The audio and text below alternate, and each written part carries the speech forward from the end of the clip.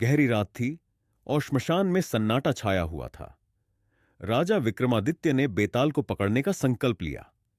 जैसे ही राजा ने बेताल को अपने कंधे पर उठाया, बेताल ने एक रहस्यमयी कहानी सुनानी शुरू की। बेताल ने कहा, एक राजा के दरबार में 3 मूर्तियां लाई गईं, जो देखने में बिल्कुल एक जैसी थीं। राजा ने मूर्तियों को देखा। वे दिखने में एक जैसी लग रही थीं, लेकिन उनमें से केवल एक अनमोल थी।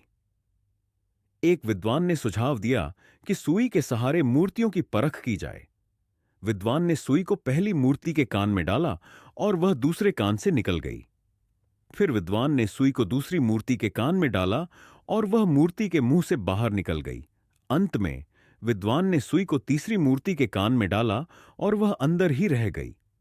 बेताल ने राजा से पूछा कि बताओ राजन, अब इनमें से अनमोल मूर्ति कौन सी है? राजा ने कहा, यह तीसरी मूर्ति सबसे अनमोल है। बेताल ने कहा, क्यों राजन? राजा ने कहा, क्योंकि यह सुने हुए को अपने पास रखती है। बेताल ने राजा से पूछा, राजन, तुमने इस निर्णय तक कैसे पहुंचे? राजा कहता है कि पहली मूर्ति वह व्यक्ति है जो सुनी हुई बातों को तुरंत दूसरों तक पहुंचा देता है। ऐसा व्यक्ति भरोसेमंद नहीं होता। दूसरी मूर्ति वह व्यक्ति है जो सुनी बातों को तोड़ मरोड़ कर आगे बढ़ाता है। यह व्यक्ति भी समाज के लिए उपयोगी नहीं होता। तीसरी मूर्ति वह व्यक्ति दर्शाती है जो सुनी हुई बातों को अपने तक ही रखता है। ऐसा व्यक्ति बुद्धिमान, समझदार और सबसे मूल्यवान होता है।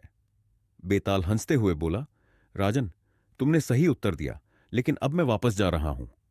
राजा ने बिना रुके बेताल को फिर से पकड़ने के लिए पेड़ की ओर कदम बढ़ाया।